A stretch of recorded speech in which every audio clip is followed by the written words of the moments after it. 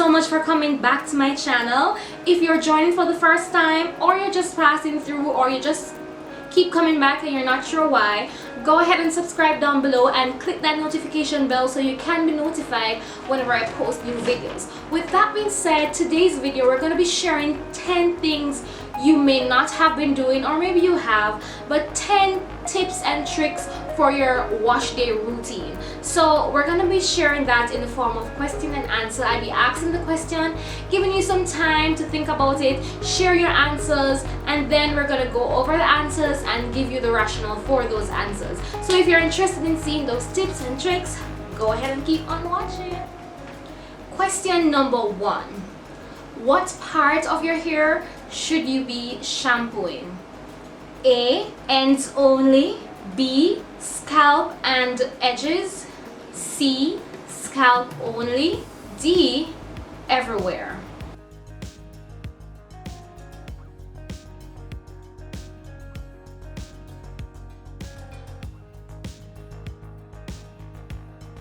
We definitely want to be focusing our shampoo on our scalp only. Shampoo is meant to remove the buildup in our scalp, and our scalp produce oils from our pores. Our hair, or the ends of our hair, does not produce oil. It doesn't have pores like the rest of our skin. Our scalp is the area that produce the oils and have the buildup. So we want to focus our shampoo on the scalp of our hair to remove the excess buildup over the time. Also, when we use products, they tend to build up on the scalp as well, and then it can clog the pores, etc. So you want to use a shampoo to remove the buildup on the scalp. If you're worried about buildup on your hair or the ends, that don't normally happen, but if it does while you're rinsing your hair, when the shampoo is passing through the ends of the hair, that is enough to remove whatever buildup you may think you have on the scalp. On the hair, that is, but build-up usually happen on the scalp, and shampoo is meant for your scalp and not for your hair, because it's going to dry out the hair unnecessarily, because shampoo is very drying. Soap in general is very drying, so you don't want to have that on your hair unnecessarily. It's meant for your scalp, so keep it there. Question number 2. How many times should you shampoo your hair? A. 3 times. B. 1 time. C. Until your hair is squeaky clean. D. Not at all.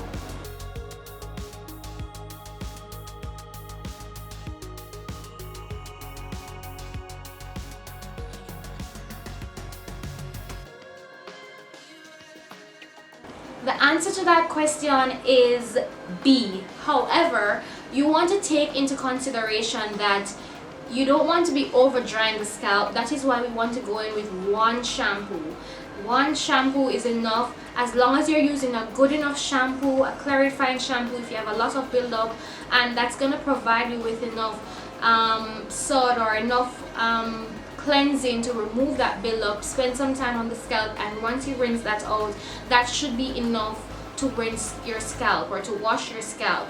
However, depending on the activity you've done over the weeks or over the days, however long you take to wash your hair, depending on the products you use, or also depending on where you are, and also the type of shampoo, like I mentioned, if it is a clarifying shampoo versus something else that's for hydration, etc., you want to take that into consideration. So it's not just a one-size-fits-all at all times. You have other scenarios where you may have to go in a second time because you don't have a good enough clarifying shampoo, or because you've been sweating a lot, or you used a lot of cream products or a lot of heavy oils over the week, or you were in chlorine water, whatever it is. You may have those one-off times where you have to go in with a second wash, but routinely or in general, once you're using a good enough shampoo, 1 shampoo is good enough to help get rid of that buildup over the scalp, because you don't want to be removing your natural oils from your hair. Question number 3. How often should you shampoo your hair? A. Once per week. B. Every day. C. Once per month. D. Any of the above.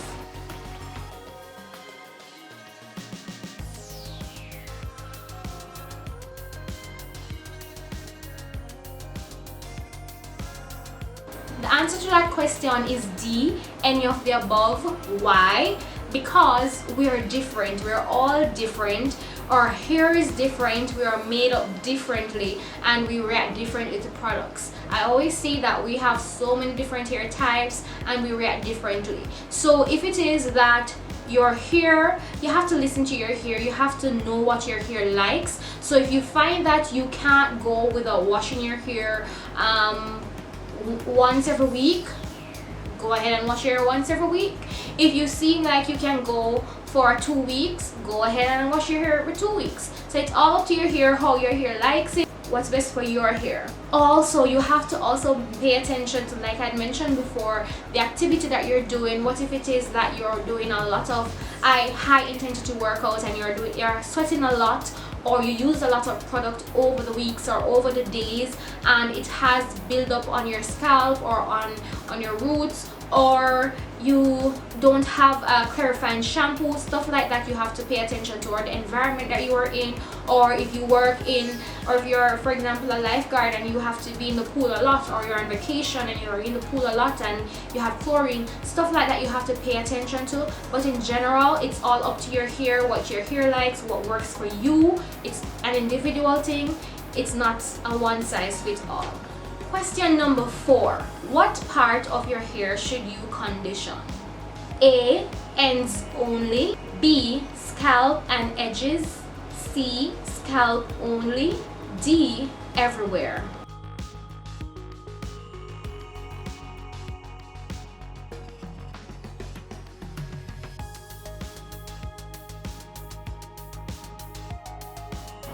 The answer to that question is A, ends only.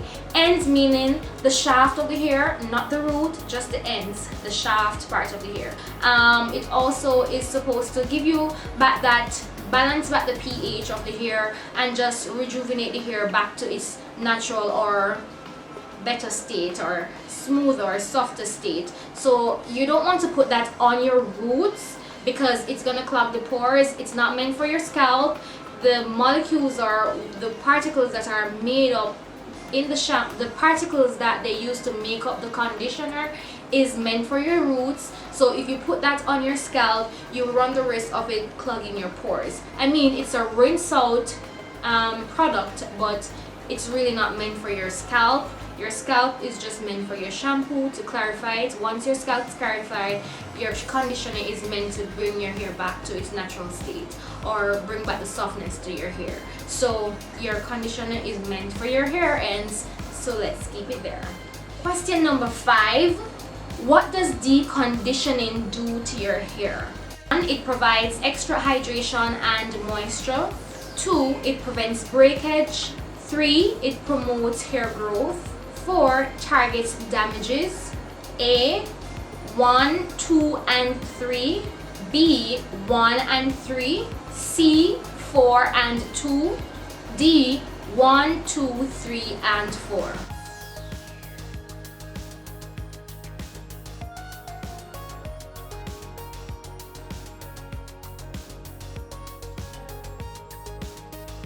So the answer to that is D, and that's all of the above, 1, 2, 3, and 4.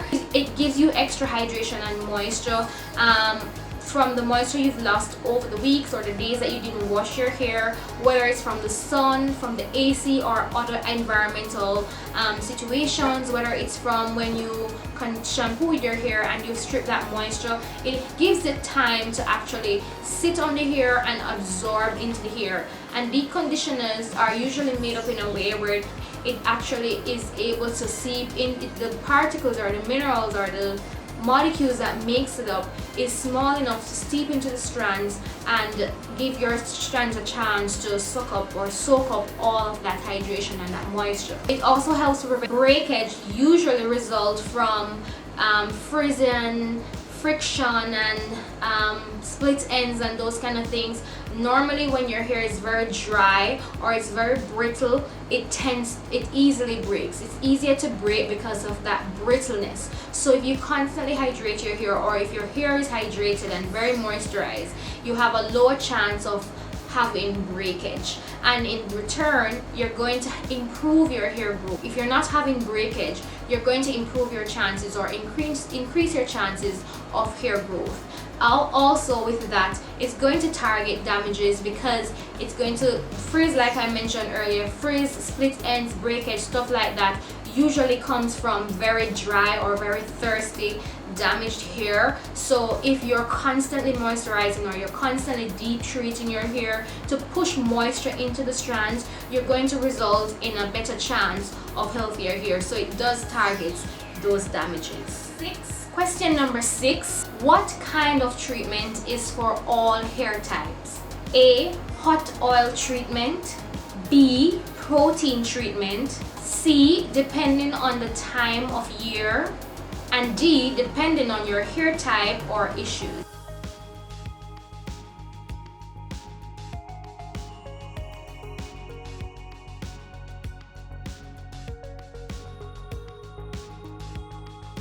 I'm sure we all got that one correctly. It is definitely D, depending on our hair type or our issues. I've mentioned this so many times on my channel. You can't have a cap that fits everybody. If my problem is frizzing, I'm going to target my treatment for that. If my problem is dryness or split ends or breakage, it's going to be targeted on that. Also, it's also dependent on your hair type, because if I have very high porosity, I'm not going to get the same results with the same products or the same treatment for someone that has very low porosity. And if you don't know what I'm talking about, I'll leave a link for a video that you can watch that explains everything. So it's definitely D, depending on your hair type or your hair issues. 7. What should you use to dry your wet hair? 1. A cotton towel. 2. A microfiber towel. A silk blouse. Or 4. An old t-shirt. A. 2 and 3. B. 1 and 4. C. 2 and 4. D. 1 and 2.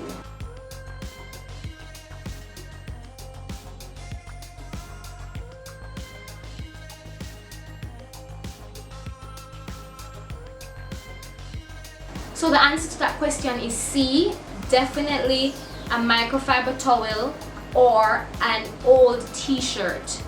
A normal bath towel is too harsh for our hair. It's too rough, and it's going to, I'm not asking you if it will, it's going to, you may not see it all the time, but it's going to damage the hair, whether it's going to cause frizz, or if your hair is just frizzing and you don't know why, you're constantly drying your hair with towel, that's a contributing factor.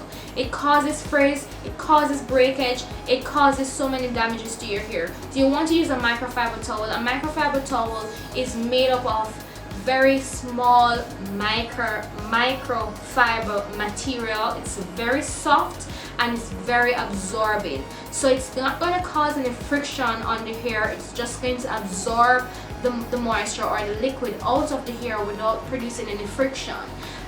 You cannot use a silk scarf or a silk material blouse, because silk or satin, those things, they don't absorb moisture. It doesn't absorb the moisture out of your hair, so you can't use a silk material.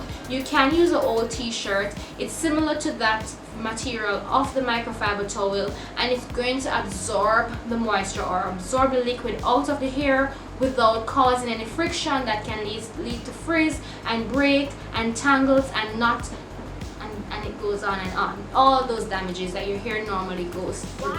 Number 8. Why are products best applied on wet hair? A. It reacts more to the chemicals in our hair. B. They absorb into the strands of the hair more readily. C. You will use less product. Or D. Products cannot be absorbed on wet hair.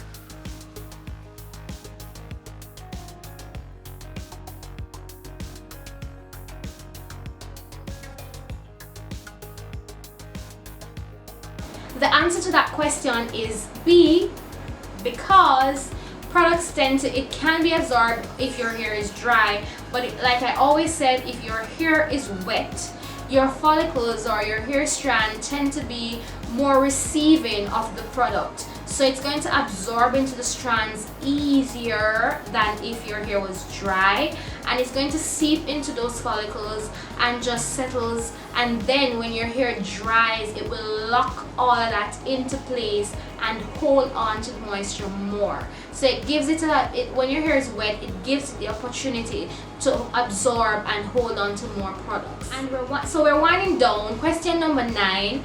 What does C stands for in our lock? That's LOC or LCO method. LOC or LCO method, what does the C stands for? A, circulation, B, custard, C, curls, or D, cream.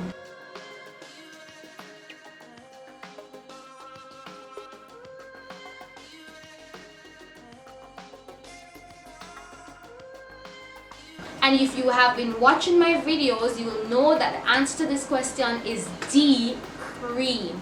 So we know the L stands for liquid leave-in. So usually you have a liquid leave-in, you have many liquid leave-ins. You know, I tend to go for just water or aloe vera juice, and the liquid leave-in is supposed to provide your hair with hydration. So there's a difference between hydration and moisture. So the liquid provides your hair with the hydration that it needs. The C, it stands for cream, like I mentioned earlier, and that is going to be your cream leave-in. So your liquid, and that's usually like your leave-in conditioner or your moisturizers, etc. It's usually a cream based product, and that's going to provide your hair with the moisture that it needs to take you through until your next reapplication or your next wash day. The O stands for oil, and the oils, the oil, it's if you're using natural oils, definitely, or you have other oils out there in the market that does provide your hair with many different benefits. But if the oil is really meant to seal in the moisture, it does hydrate as well, but it's meant really to seal in the moisture and create a barrier on the shaft or on the outer part of your hair, so that your hair can stay more moisturized or moisturized for longer before it starts to evaporate. And our last question for today, number 10, which of the following hair product is a styling product? A, custard, B, leave-in conditioner, C, growth oil, or D, hair serum?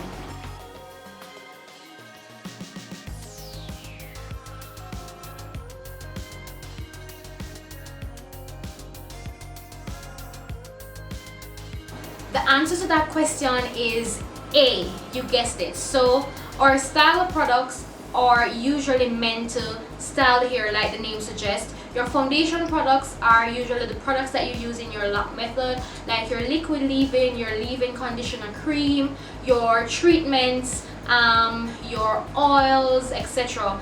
Those products are meant for the health of your hair for a more long-term purpose. The styling products are usually meant for shorter term purpose. They're used to either add curls to the hair, to seal, to add sheen to the hair, or to maybe like our curling custard or curling cream or the gels that we use, etc. Those are not meant necessarily to add health to our hair for a longer term. However, you do have styling products that benefit our hair health-wise. However, they are usually meant for styling purposes. So like our mousse or gels or custard or curling cream, etc.